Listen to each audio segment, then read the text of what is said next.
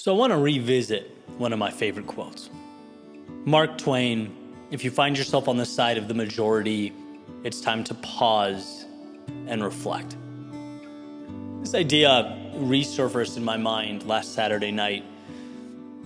Just because of what was going on during the day, I didn't really have a ton of time to get to the gym, so I ended up going pretty late. And there was not a soul around in the gym. Completely empty, completely quiet, going from, machine to machine without any people or having to wait or anything like that. And I just got this moment of clarity, this sort of ever-relevant reminder that there is a ton of value to be extracted from the abnormal decisions that we make.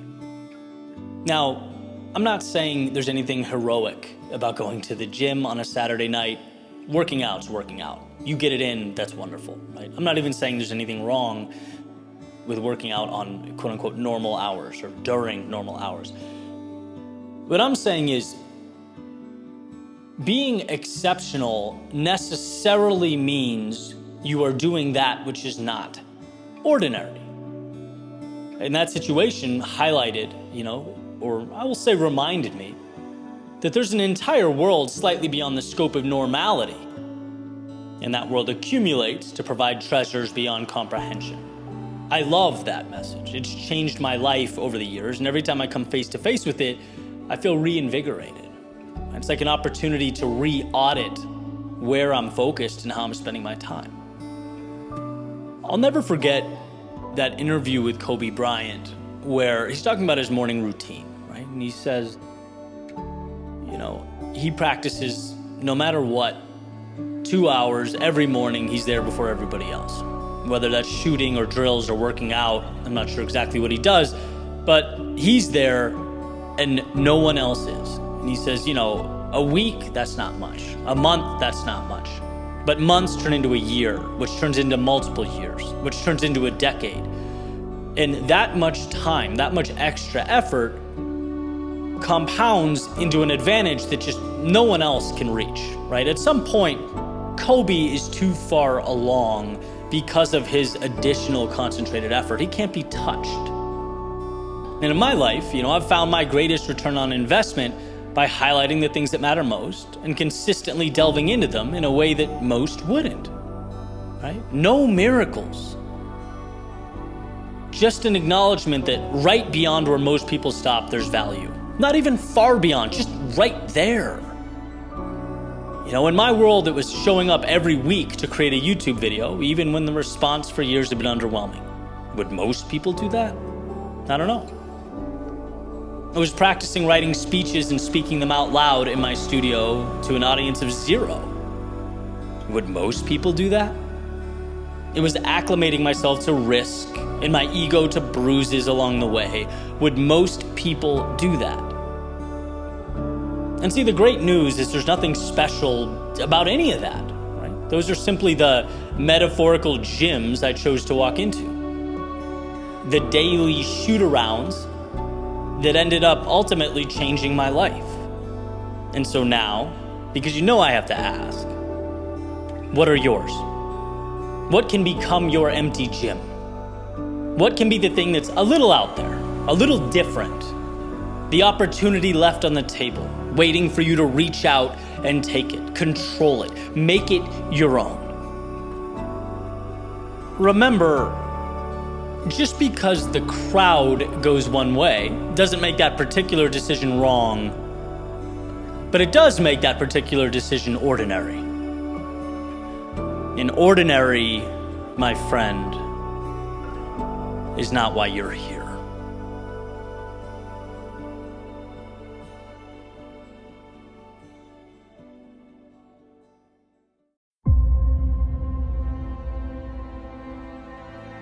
There's a quote from Henry David Thoreau that I've learned to love over the years. He says, "We are constantly invited to be who we are." Meaning, essentially, there is always a hand, reaching out to invite us to leave the confinement we've allowed to become our lives, the pressure of the outside world. and attack a world that means the most to us, not obligatory, but for the opportunity. Because it's there, it's perpetually available, and that's what Henry David Thoreau means. And what's interesting is the second we lose sight of this, our lives become consumed with things that really have no relevance to our goals or our objectives. In fact, the daily routine becomes the goal. It's the box that needs to be checked to feel accomplished. We do things because, well, isn't that what you're supposed to do? Adhere to rules and processes and guidelines, almost like we forget why that routine matters. Like we forget the car has to go somewhere of relevance. You don't just get in and drive it to drive it. That doesn't make sense. And a friend of mine recently showed me this book of insights from different photographers. It's called The Photographer's Playbook, and it's life lessons that helped each one of them along the way. And one that stood out to me specifically was Andrea Parleto. And she talked about a concept called hibernation, or cutting off, temporarily leaving your day-to-day or your craft, so that all the have-tos and the should-bes can dissipate. And you can ask yourself the question that we so quickly lose. The question that should be the target, that should be the foundation we build upon. Who do you want to be? Because when all is said and done, and you're looking back, that's what will matter. That's what will dictate your happiness. Not that you were 5 for 5 on your checklist every day on your 20s, 30s, 40s, and on, right? No, what does it look like when you peel that back? What does it look like under the surface? What makes you, you? And sometimes we have to step back, go away, leave the day-to-day world we've created to see life from a different angle. Eliminate the steps, the requirements, the technicalities, and what are you left with when you put your head on the pillow at night? What makes you smile? Bronnie Ware states in her book, Regrets of the Dying, that not living a life true to oneself was one of the greatest regrets people experienced. Isn't it worthy of your time, your attention? Don't you owe it to yourself to make sure that your vision is defined and your actions support that? See, anyone can move just to move, and anyone can breathe just to breathe. But the ones who make the most of each step, each breath, they put themselves in position to live life differently, to accept the invitation to be who they truly are, to take their inspiration, their gifts, and their dreams and never look back.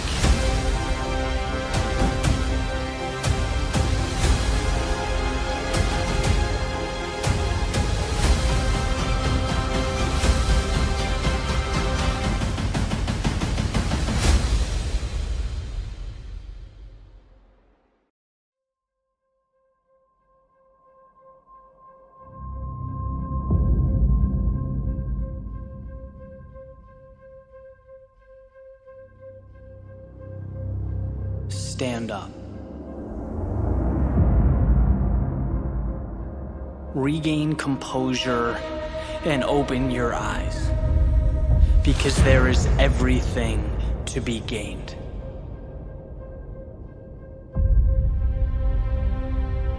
This is a fight against the tyranny of the subconscious, against enslavement by the mind, which mandates that you take the path of least resistance.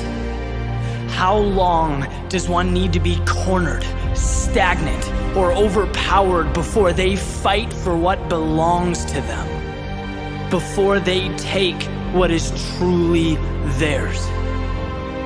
Imaginary limits, make-believe inadequacy will soon be a thing of the past, soundly defeated.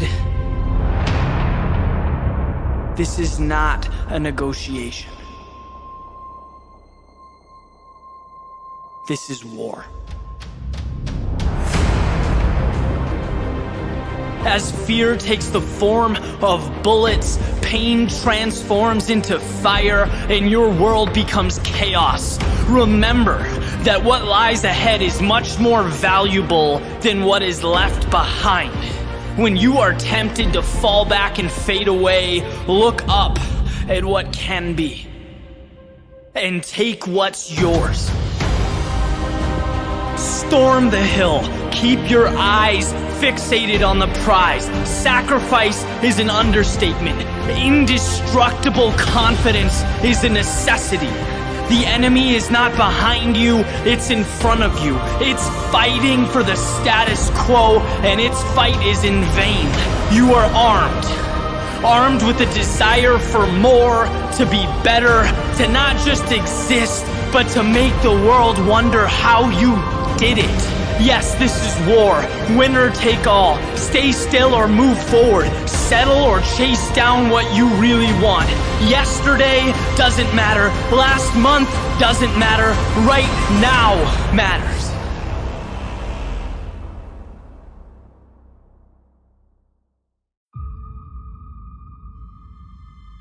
So imagine you're sitting down, having something to eat, thinking, relaxing, reading, whatever you're doing.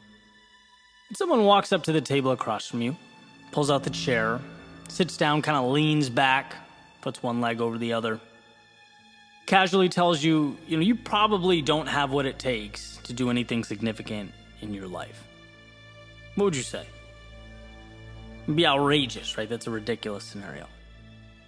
Well, let's say that the next day you get up, you go to walk, run, work out, and he shows up again. Starts running next to you, casually reminding you that the odds of you changing, doing anything for the better, are slim to none. That this is kind of a waste of time for you. You brush it off, you go to work, and guess who, right? He passes by your desk, leaves a little note saying, that your bosses, your higher-ups, they're cut from a different cloth. They just see things in a way you can't. You'd probably tell that person to take a long walk off a short pier, right? Or at the very least, you'd understand how absolutely insane the situation is. People can't just walk up and talk to you like that. But now imagine that same person is you, living rent-free in your head, and here's the catch. You invited him in. You allowed the negativity and the doubt to live there. See, every time I think about that self-talk, I can't help but wonder, in a world of obstacles to navigate and challenges to tackle, why is it acceptable for your biggest obstacle to be you? Why should you allow or be okay with that? And I'm not saying everything's perfect all the time. Every thought's pure bliss. But I am posing this question. If you don't believe in yourself, how do you expect anyone else to? If you're not your biggest ally, if you don't respect the person staring back at you in the mirror, how do you expect the world to? Why is our inclination to tense up and refute the negativity from others, but sit back and accept the same nonsense in our own heads? If those words don't support what you're trying to build, I don't care who they're from, where they come from, why they're there, they don't deserve your time. And it's a simple awareness that they are not truth, but merely your fears and your insecurities trying to stop you from becoming who you might be. My biggest leaps in life, they didn't come from physical milestones or benchmarks. They came from mental shifts, convincing myself, believing myself, trusting in myself. When the road is untraveled, when the story is untold, the positive and the negative are both make-believe. They are both fairy tales, they're options, they're theories, and guess what? You get to choose which option, which one will be yours. My favorite quote is, "You are always stronger than you think you are." Not so much because it reiterates how high the bar is, but because it reminds me how low we often set it for ourselves when we're not paying attention, how loud that negative voice can be.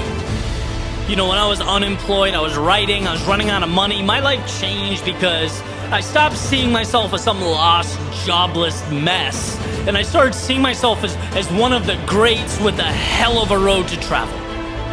See, people always follow through on who they believe themselves to be. I refused to hear that you might fail and the not good enough, and I buckled up for the road ahead. And when you believe you can change and know that the road to your goals will be rocky, it will be uncomfortable, but worth it, you are taking that hostile voice and making him or her a spectator, not a decider of fate. And yeah, you will lose, you can't win all the time, and you will feel stuck, but life's not always smooth sailing, and sure, you'll be mad at yourself, but not every decision is a home run.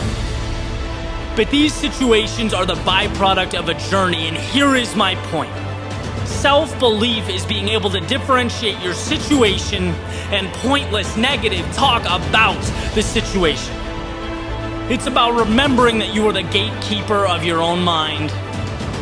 When you believe in you, it places your faith, your strength, and your determination in the driver's seat. It makes everything else trivial, meaningless. It makes it an option that you are simply not going to choose.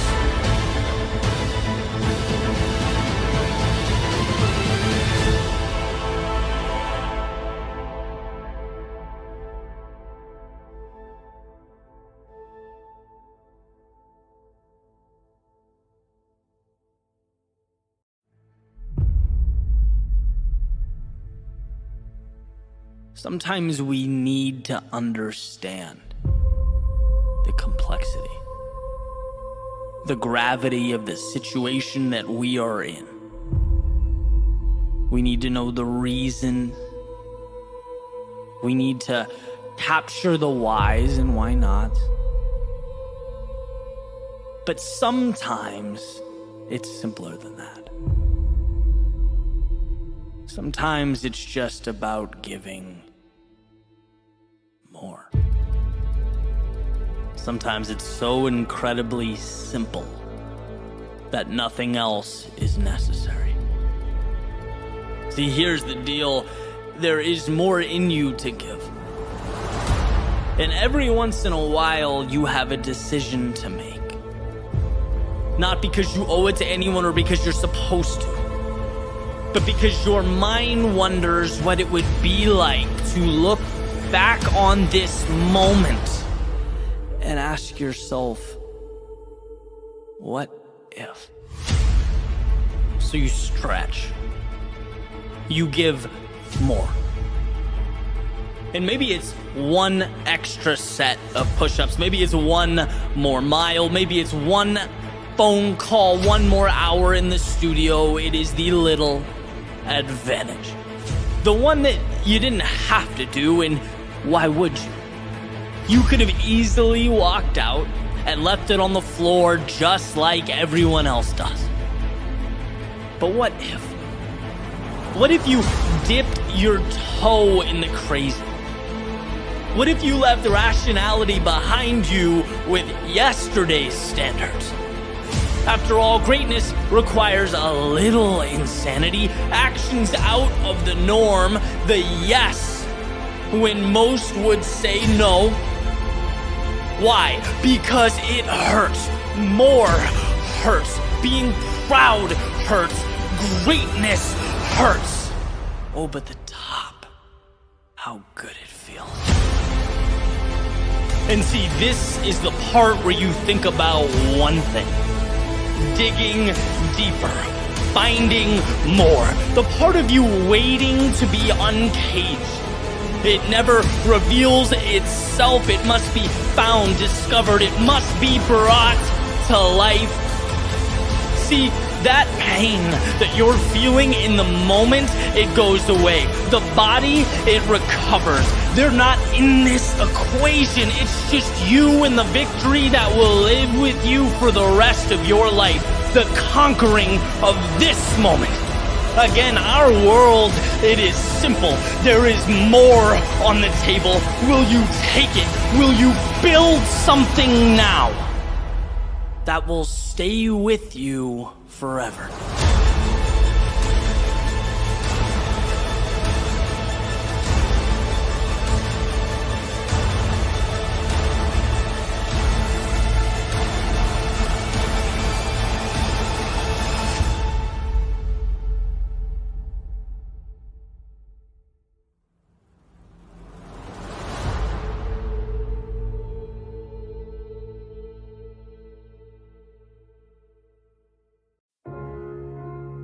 Found a quote the other day.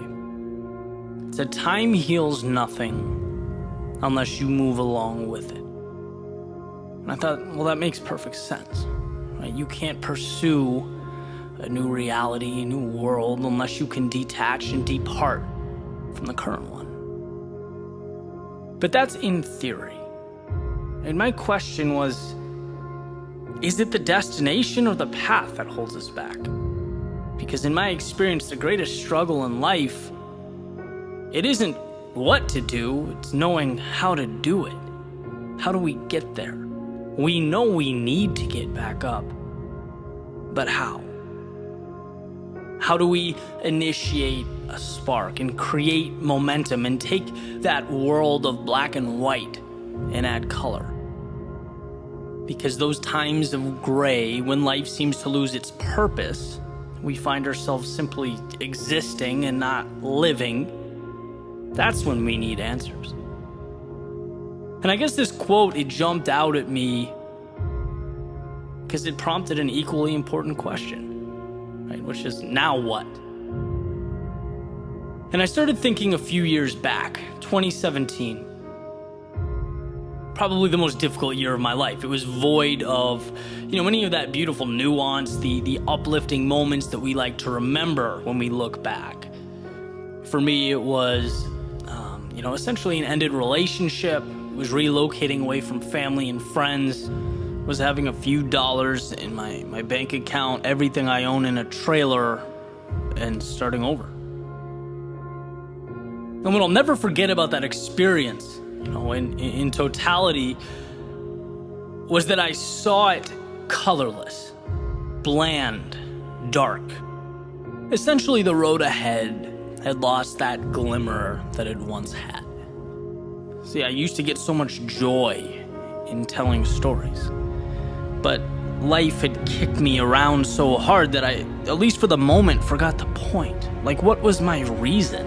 And I knew, like I said, what I had to do, but I couldn't wrap my arms around the how. How do you get the train moving again? And then I got this email, right? And I'm gonna paint a picture for you. New apartment, trash, there's stuff everywhere, suitcases open. I hadn't shaved in 2 weeks. I'm exhausted, couldn't sleep, sitting there frustrated with my laptop.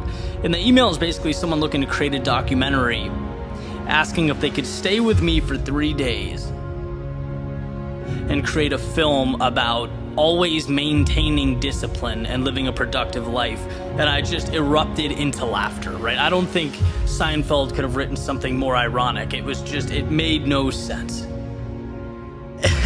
But it caused me to reflect, right? I obviously declined the video. It just wouldn't have felt right or accurate in that moment.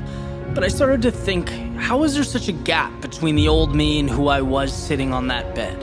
Is this the new me? And if it's not, why have I allowed this imposter to stay so long? I've always said a life change is one decision away, a light switch away. Just reach out and find it.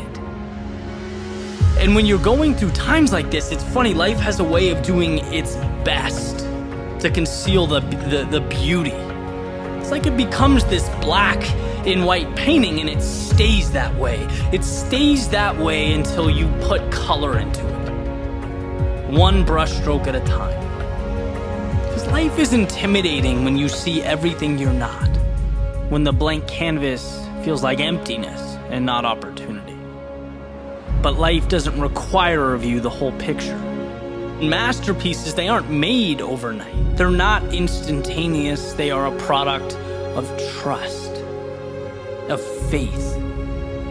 Not in the canvas or the brush, but in the artist. Through his eyes, he's capable of transforming his experience into art, his misfortune into meaning. Viktor Frankl uses the metaphor of a movie, each day being its own scene, where often they don't even come together until the very last act. Trust that. Believe that. But man, start painting.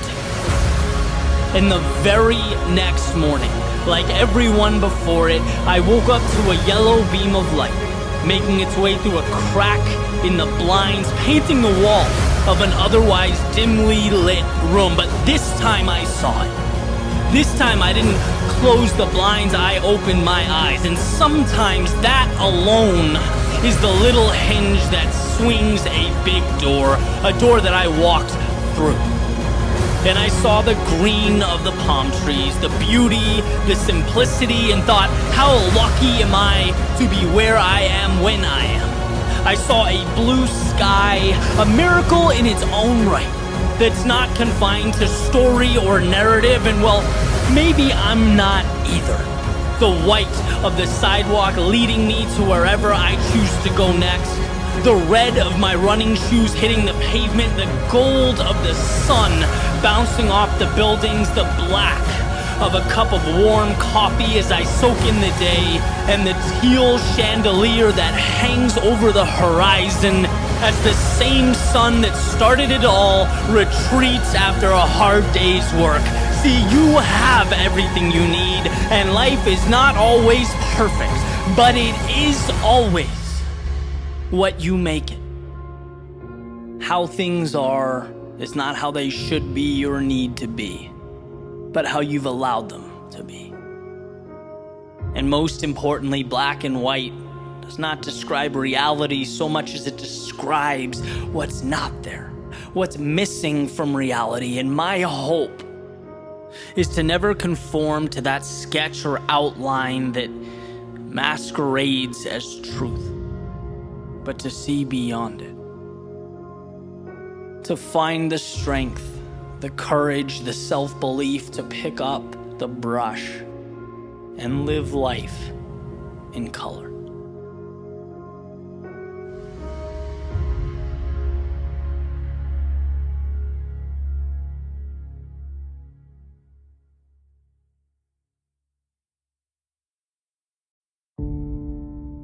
At the beginning, there was nothing. I'd just wait in line and bide my time. Move as the world moves, so you can think you're free and not know you're confined. Old stories and narratives, made just for me, and honestly, I'd never dare to live by new rules. Why? What would I do? There'd be nothing worse than those very plans falling through. Just imagine being the only one who happens to head for a horizon when the wheels fall off the wagon. Not on my watch. I'll watch the road, seatbelt fasten, nothing but time ticks away. See, everything else, it'll stay the same, okay? But then days, they turn to years, and I found myself in a maze that I made out of my fears, and regret seems to hang over my head like chandeliers, and nothing's wrong on paper, but paper planes need wings to reach new frontiers and new dreams. I guess they need new things, and some things they need to be made out of nothings, and those same things that you never dreamt about changing, they topple down around you, and my God, it's amazing. And those stars, yeah, they start for the first time to shine through when you take those some things and you place them behind you, one toe at a time. Yeah, that's fine. This will feel new, but slowly is better than never, and life reminds you that you're going to be something. I can tell you right now. And the best news, you don't even need it all figured out. Nothing's forever.